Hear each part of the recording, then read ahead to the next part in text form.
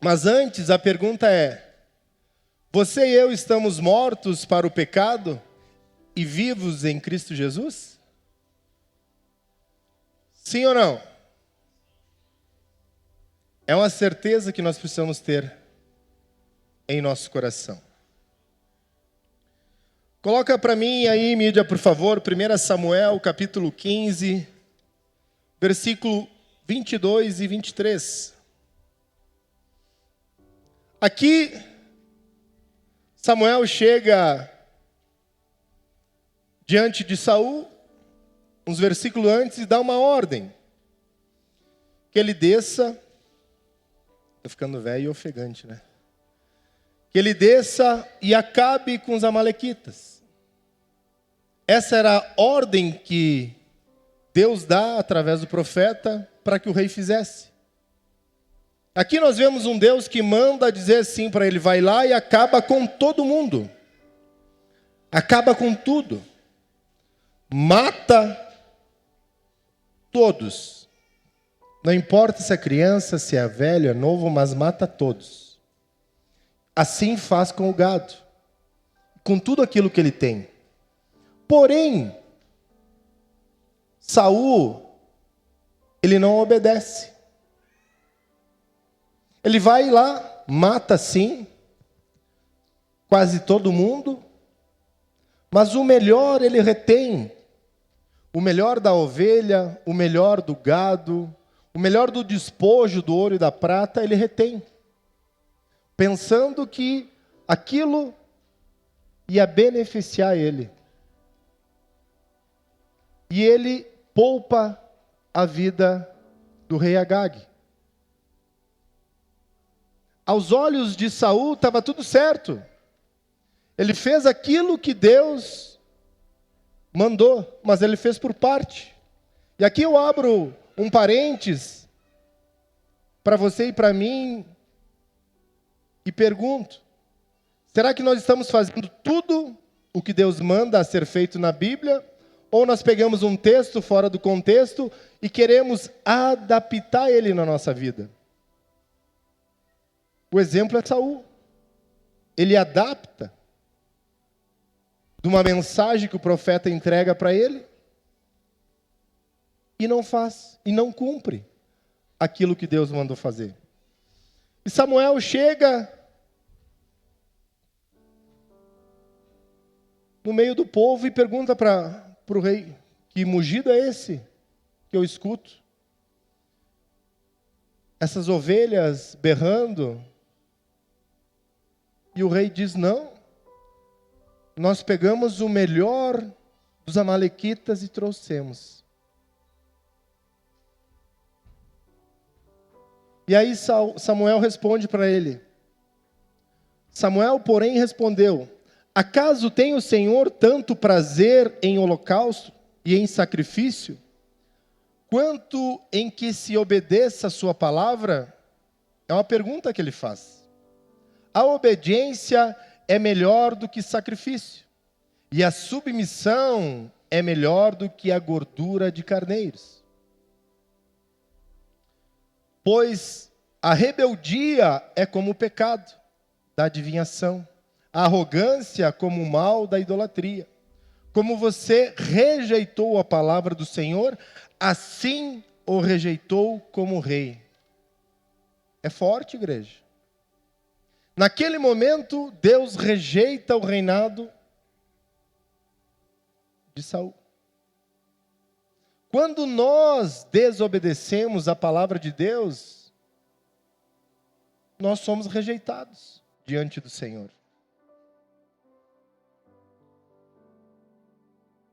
Estamos obedecendo ou não?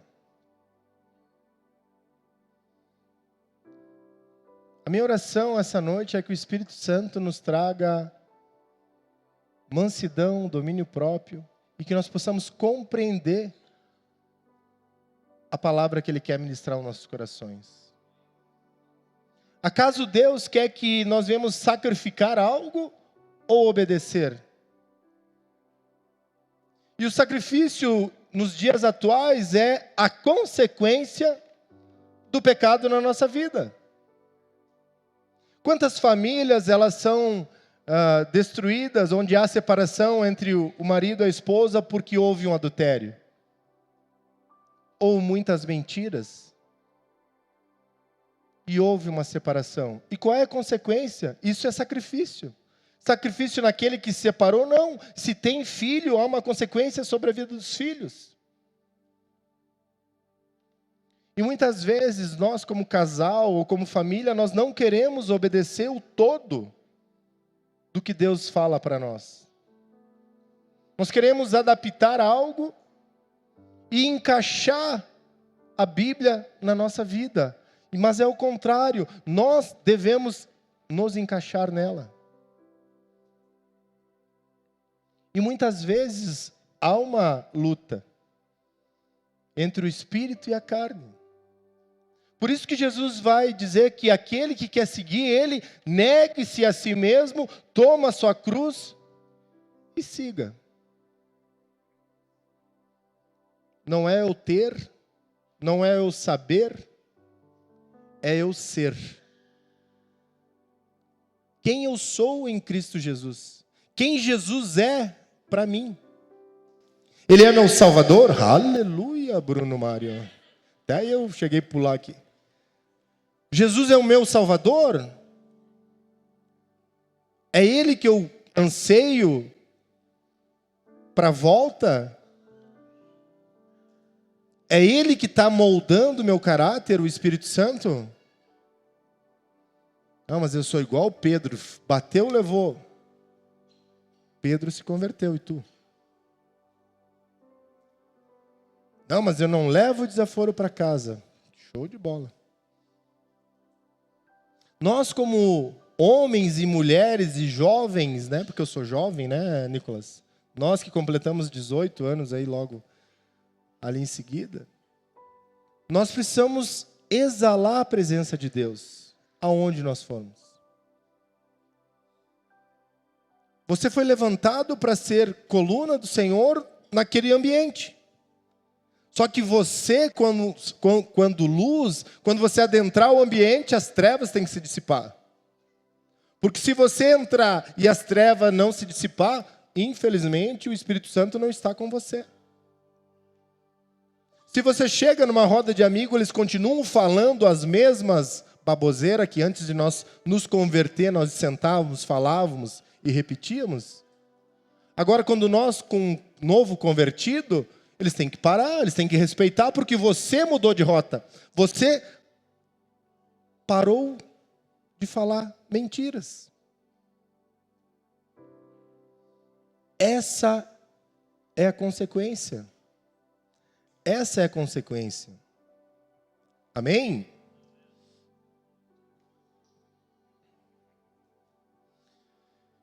Quero ler com vocês também Romanos, capítulo 3,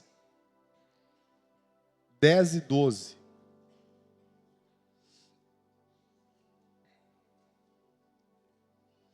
Paulo vai dizer, como está escrito, aqui, fazer uma introdução antes, né, para a gente entender o contexto. Aqui Paulo, no início do capítulo 13, ele está perguntando, e eu faço a mesma pergunta para nós. Qual é a vantagem que nós temos como cristão sobre aqueles que ainda não aceitaram Jesus? Qual é a vantagem? Nós temos alguma vantagem? Paulo vai nos responder que não. Ele fala para o gentio e o judeu aqui, ele pergunta no início do capítulo 13, ele vai perguntar, qual é a vantagem que nós temos em servir Jesus? Ele faz a comparação do povo gentio e do judeu. E ele vai dizer, como está escrito, não há nenhum justo, nenhum sequer. Ele faz mais uma afirmação, né? Não há nenhum sequer. Não há ninguém que entenda. Ninguém que busque a Deus, olha só. Ninguém que busque a Deus. Todos se desviaram, tornando-se juntamente inúteis. Não há ninguém que faça o bem, não há um sequer, não há um sequer que faça o bem.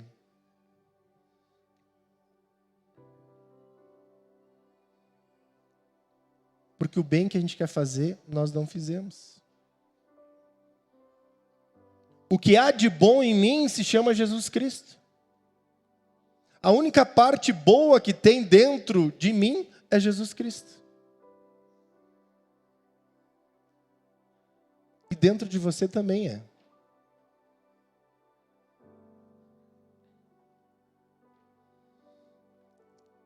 E a pergunta, lá voltando em Samuel, é: será que estamos ouvindo a voz de Deus e estamos obedecendo? Ou estamos tentando fazer do nosso jeito, tentando adaptar a palavra de Jesus em nossa vida?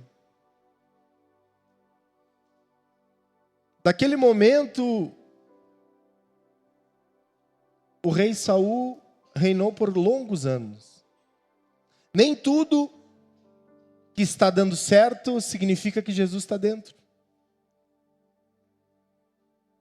Seu trabalho, sua faculdade, só vai dizer que Jesus está dentro se eu e você formos um cristão genuíno.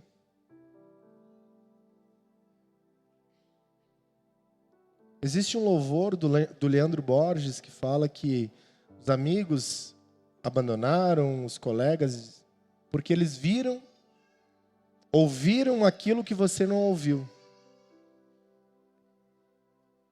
E nós, como Cristos aqui na terra, será, Elivelton, que os colegas seus lá na barbearia querem ser igual você diante de Jesus? Eles conseguem ver Jesus na tua vida onde você for? Hoje é noite de ceia. Hoje nós celebramos a vida daquele que morreu e ao terceiro dia ressuscitou, mas para que nós venhamos ser ressuscitados ou morar com Ele, nós temos que ter a nossa vida transformada através do Espírito Santo, senão não adianta. Se eu e você não tivermos a vida transformada através da palavra e deixando o Espírito Santo agir em nós, não muda. Não muda a situação. Saul governou sem Jesus. Sem Deus, né? E essa noite nós precisamos alinhar nossa rota.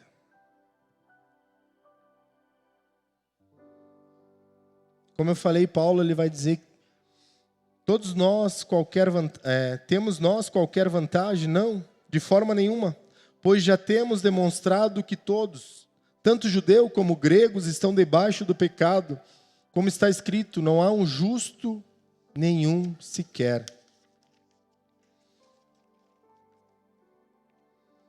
Não há quem entenda, não há quem busque a Deus, todos se extraviaram, a uma se fizeram inúteis, não há quem faça o bem, não há nenhum sequer.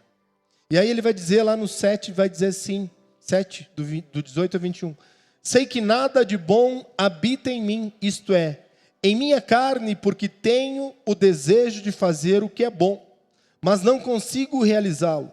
Pois o que eu faço não é o bem que desejo, mas o mal que não quero fazer, esse eu continuo fazendo. Ora, se faço o que não quero, já não sou eu quem o faz, mas o pecado que habita em mim. Assim encontra esta lei que atua em mim. Quando quero fazer o bem, o mal está junto de mim.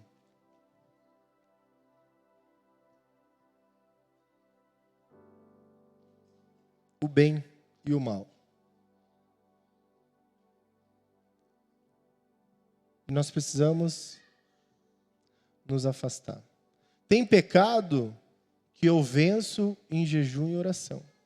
E tem outro pecado que é correndo. Tem outro pecado que é fechando a boca. Tiago 3 vai falar que o poder da vida e da morte está nesse membro chamado língua. E se nós somos nova criatura, nós mudamos de rota. Nós abandonamos as drogas, abandonamos a prostituição, abandonamos o adultério, a fornicação, que é não estar casado e manter relação sexual. Ah, mas eu sou há 20 anos assim. Infelizmente, amado, está em pecado. É o que a Bíblia diz. Mas eu quero ler com vocês um texto que nos deixa feliz, que mostra a graça e a misericórdia do Senhor sobre a minha e sobre a tua vida, que é Romanos, capítulo 6, do versículo 1 ao 14. Eu quero convidar a igreja a se colocar de pé. Romanos, epístola de Romanos, que Paulo escreve.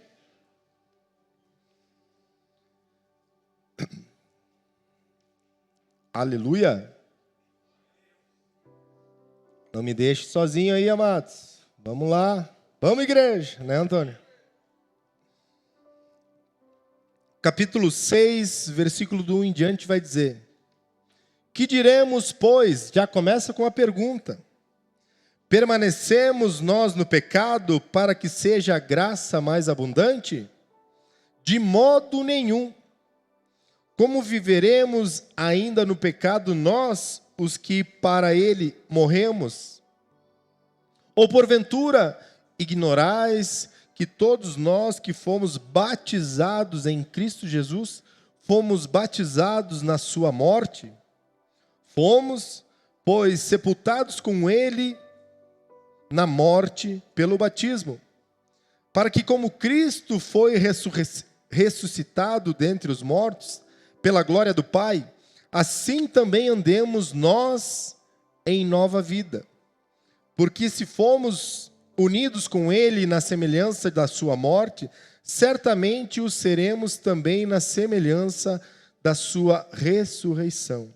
Sabendo isto, que foi crucificado com ele o nosso velho homem, para que o corpo do pecado seja destruído, e não sirvamos ao pecado como escravo, porquanto quem morreu está justificado do pecado. Ora, se já morremos com Cristo, cremos que também com ele viveremos. Sabedores de que, havendo Cristo ressuscitado dentre os mortos, já não morre. A morte já não tem domínio sobre ele. Pois quanto a ter morrido, de uma vez para sempre, morreu para o pecado. Mas quanto a viver, vive para Deus. Assim também vós considerai-vos mortos para o pecado, mas vivos para Deus em Cristo Jesus.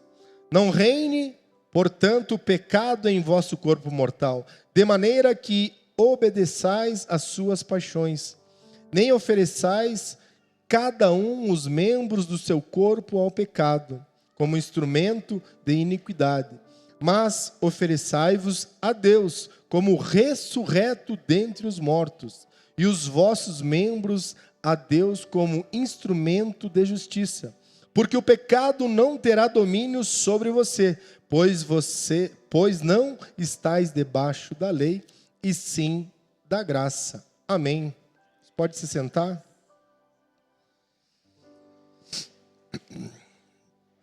Aqui ele começa dizendo: que diremos, pois, permanecemos no pecado para que seja a graça mais abundante? Porque onde abundou o pecado, superabundar a graça? Não, de forma alguma. Ele já responde. Aquele que se converteu, que se batizou, que entregou o velho homem ali, ele precisa viver ter uma nova vida com Deus. E não adianta, amados, nós trocar de igreja. Não adianta eu ir da A para B, da B para C, se o problema somos nós. Se o caráter que tem que ser moldado não é a instituição, e sim a pessoa que frequenta. Assim como um dia eu fui confrontado.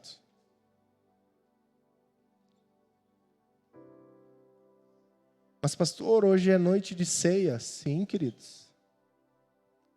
É por isso que Deus pede essa palavra. E eu gosto do texto que eu leio em 1 Coríntios 11, que fala que diz, examine-se a si mesmo.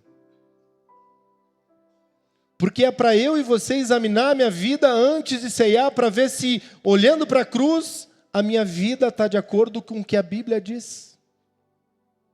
As minhas atitudes, o meu caminhar, o meu me portar. E eu fiz uma pergunta hoje de manhã para os irmãos que estavam aqui. Acho que eu sempre faço, né? Quem é pai e mãe aí?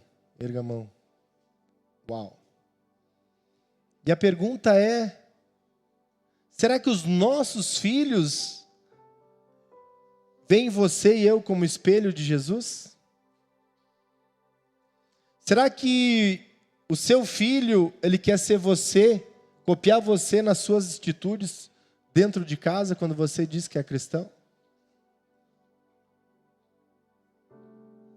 Será que a sua filha quer copiar o seu jeito de tratar o seu esposo, a sua mãe, o seu pai?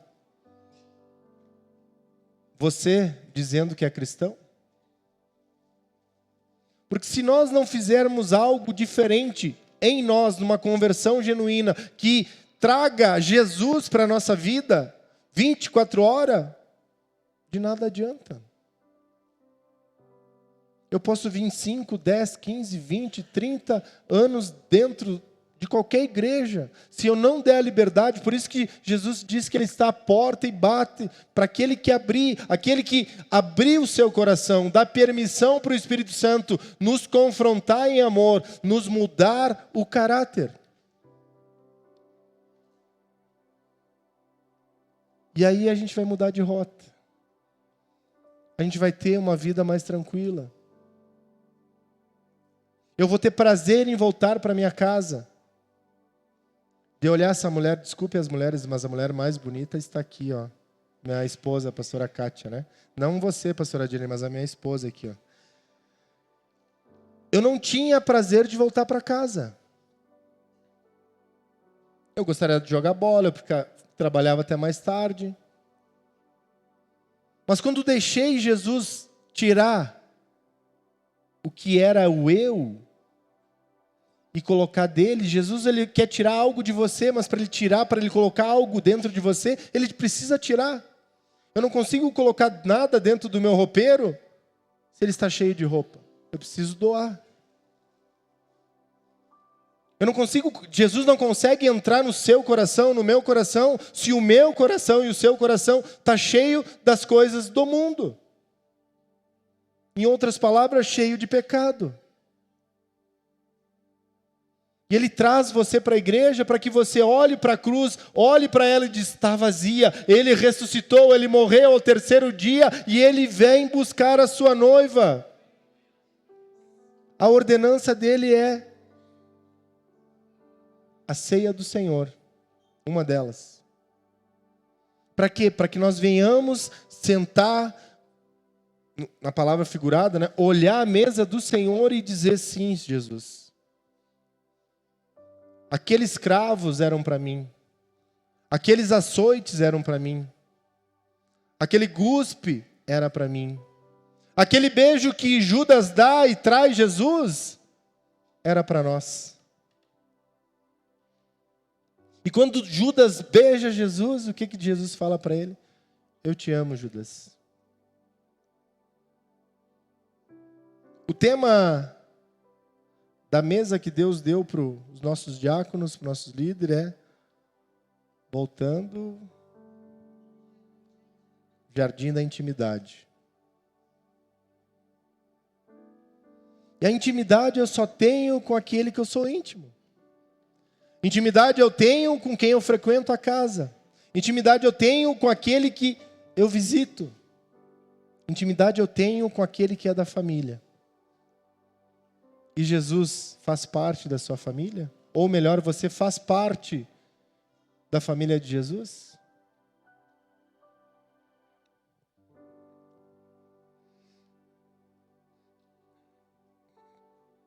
Versículo 6, capítulo, finalzinho do 4. Eu vou ler o 4 inteiro. Fomos, pois, sepultados com ele na morte pelo batismo. Todos aqui se batizaram?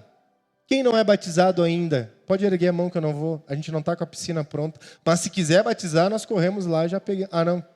Tem um batismo ali. Obrigado, o pastor Manolo falou no ponto que logo ali tem 21. Ó, foi no outro ponto agora. Amados, se você... Vou fazer uma pergunta antes. Quem ainda não aceitou Jesus como seu único e suficiente Salvador? Que fez aquela oração. Eu aceito Jesus, confesso. Alguém ainda não... Esse é o primeiro passo, né? Tem alguém... Eu não vou pedir para você vir aqui, eu só quero saber. Tem alguém que ainda não aceitou Jesus como seu único e suficiente Salvador? Tem uma irmã aqui? Tem mais alguém?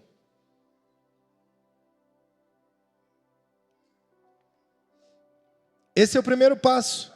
Então, aqueles que aceitaram Jesus, o segundo passo é se batizar. Sem isso, nós não fazemos parte da família de Jesus. Sem essas duas trajetórias, eu não consigo fazer parte. Nós somos a criatura do Senhor. Fomos feitos imagem e semelhança, mas aquele que se batizou, aceitou Jesus, é uma nova criatura. E aí o capítulo 4 ele vai dizer, fomos, pois, sepultados com ele na morte pelo batismo, por isso que nós precisamos nos batizar. Para ser morto espiritualmente no batismo.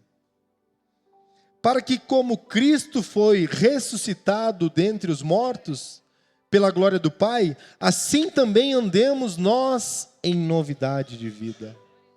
Novidade de vida, amados, uma novidade de vida que nós só vamos ter naquele que ressuscitou, aquele que morreu, se entregou pela sua vida, chamado Jesus Cristo. É essa novidade de vida que eu e você precisamos pegar e eu vivi 24 anos, é isso, né, pastora Cátia?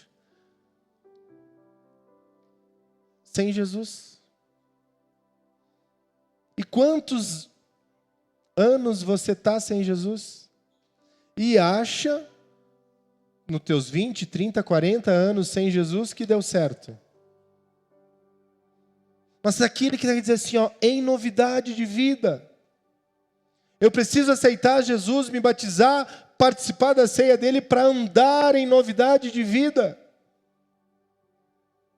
É uma relação.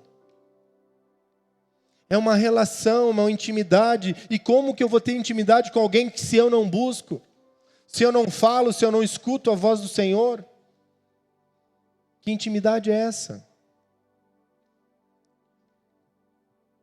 Porque se formos unidos com Ele, na semelhança de sua morte, certamente o seremos também na semelhança da sua ressurreição. Olha a palavra que ele nos diz, a sua ressurreição. Se você morrer com Ele, você não vai morrer espiritualmente. E melhor, você vai ter a vida eterna. Se João viu a cidade santa, se ele viu a cidade santa, e muitos de nós temos visões celestiais que Deus nos dá. E por que que você não quer mudar de vida? Por que você não quer uma novidade de vida? Ó, direto do céu. Diz para Jesus que eu segurar mais um pouquinho. Por que que você e eu não queremos uma novidade de vida? Nós precisamos mudar a nossa essência, voltar ao jardim, voltar à essência da adoração, a buscar o Senhor verdadeiramente. Nós falamos sempre que isso aqui, a igreja brasileira, ela não é um clubismo. Sim, nós vemos, nos alimentamos e devemos levar o evangelho para fora.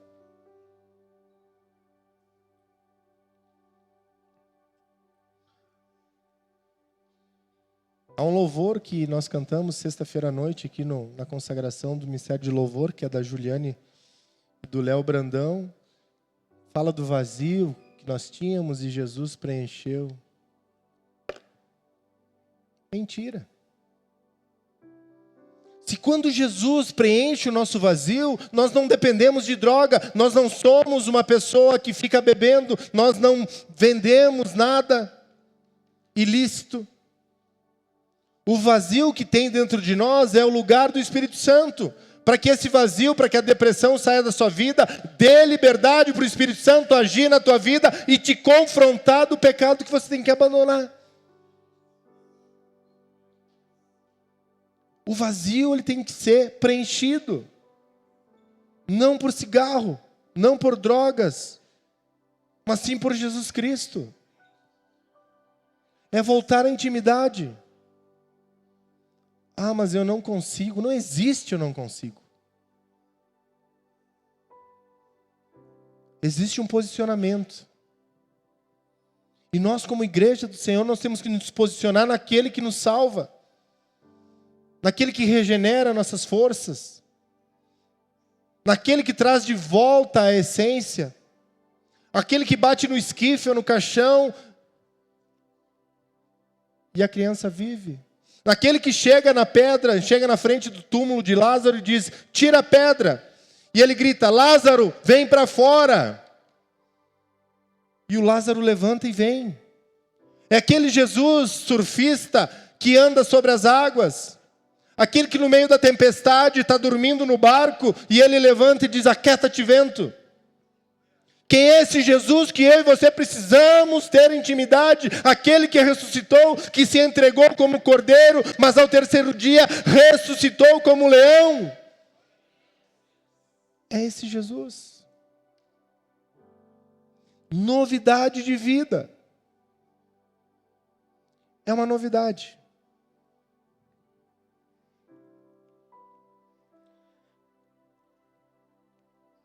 8. Ora, se já morremos com Cristo, cremos que também com Ele viveremos. Sabedores de que, havendo Cristo ressuscitado dentre os mortos, já não morre. A morte já não tem domínio sobre você. E aqui eu faço um paralelo que a morte é espiritual, chamado pecado. Porque o que nos afasta da convivência com Jesus é o pecado. É isso que vai fazer a pessoa se desviar. Busque primeiramente o reino dos céus. E aí você vai ver a sua vida tendo uma novidade todos os dias. E a novidade é você poder acordar de manhã e dizer, obrigado, Jesus, por mais um dia. Obrigado, Espírito Santo, porque aqui o Senhor tem me guiado. É você se levantar na segunda-feira, ir para o trabalho, para a faculdade e ser um agente de milagre lá. Ah, irmão, eu estou com uma dor aqui. Parei que eu tenho um Deus que cura. Ser o carta-vivas, como Paulo vai dizer que eu e você somos carta-vivas do Evangelho do Senhor nessa nação. E o Evangelho é poder do Senhor.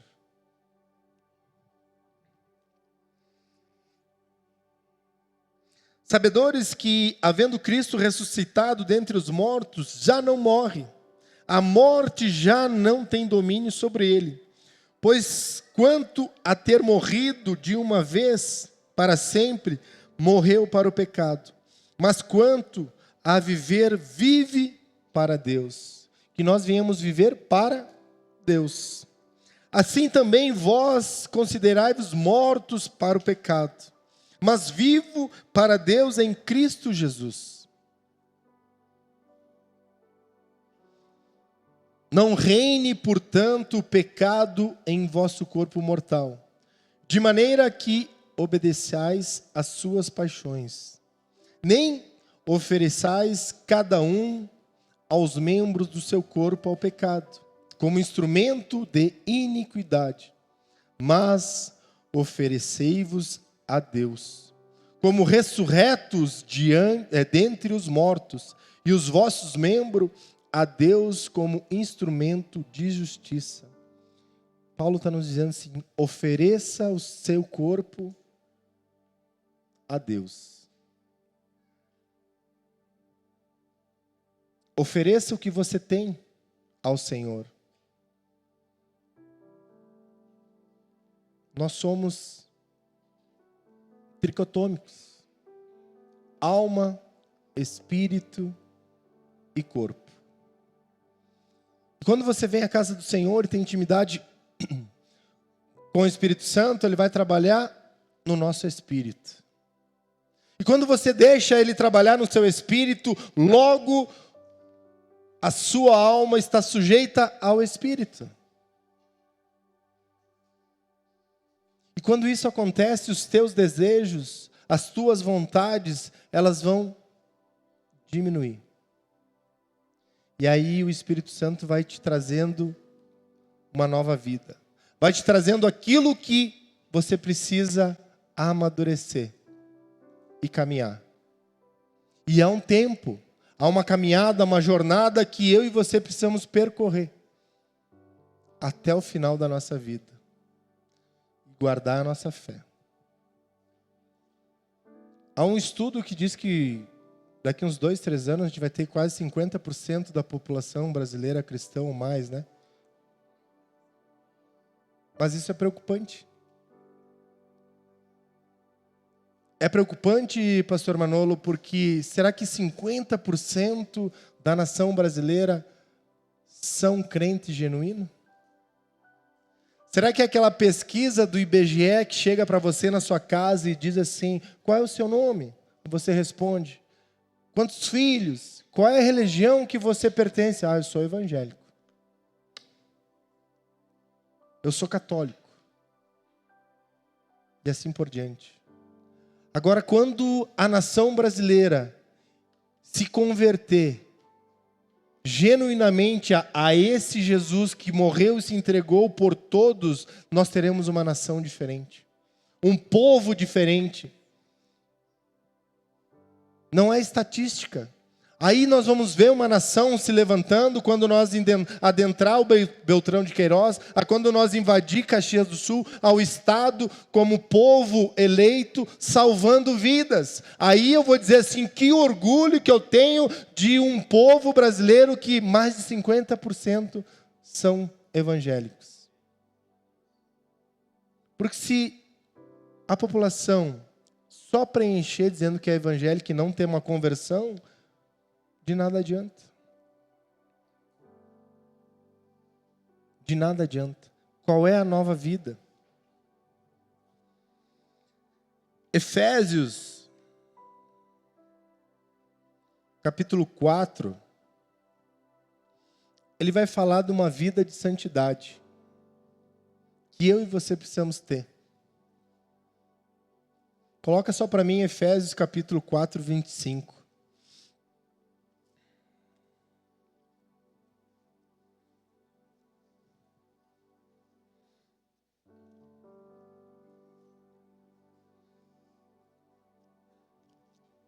Portanto, cada um de vocês deve abandonar a mentira e falar a verdade uns aos outros, pois todos nós somos membros do mesmo corpo. Então, se você pegar o capítulo 4 inteiro, você vai ver o que nós devemos fazer como povo, como criatura do Senhor. Aquilo que nós devemos abandonar, aquilo que nós devemos fugir, para sim termos um relacionamento com o Senhor. Amém? Alguém quer aceitar Jesus como seu único e suficiente Salvador? Que ainda não aceitou? Antes de nós cearmos. Quem pode participar da ceia, pastor? Aquele que é batizado, aquele que aceitou Jesus. E se você está nos visitando hoje e é de outra congregação, está em acordo com a sua igreja, você tem a liberdade de participar da ceia. Quero chamar o Ministério de Louvor. Glória a Deus. Tá tudo bem com vocês aí? Tudo certo?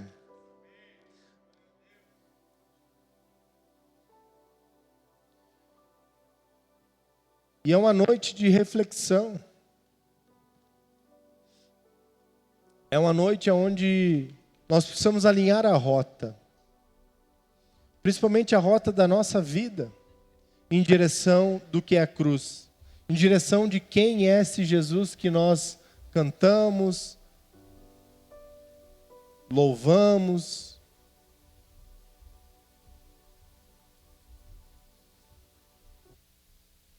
Voltar à essência, voltar às velhas práticas, ou as práticas que não deveriam ser abandonadas, que é as práticas da Bíblia. É aquilo que o Espírito Santo nos manda fazer. Aquilo que o Espírito Santo manda nos abandonar o pecado. Aquela conversão genuína que eu preciso fazer. Eu aceitar a minha vida diante da cruz e aceitar a cruz para mim. Para que você e eu tenhamos nova vida. Para que eu e você tenhamos um oásis de paz em nosso lar. Para que você e eu venhamos comer o melhor desta terra. Sabendo que tudo que Deus nos dá aqui é incomparável com aquilo que nos aguarda no céu. Se você vai bem aqui financeiramente, se você vai bem no seu relacionamento, se você foi curado, se você foi... Tudo isso é passageiro. Agora você ter uma relação com Deus, saber que se Ele recolher você hoje, você vai morar com Ele na cidade santa que João viu, isso não tem preço. É quase a propaganda do Mastercard, sem preço. Essa é antiga porque... Mas amados, é a nova vida. É um bônus que Deus nos dá, a gente ser feliz aqui na terra. Nós somos um povo mais feliz na terra. Mas para que eu e você venhamos ser felizes, é Cristo que tem que reinar na nossa vida.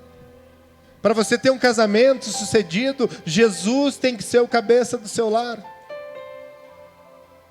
Se nós somos um corpo, Jesus, Cristo, Ele tem que ser o cabeça.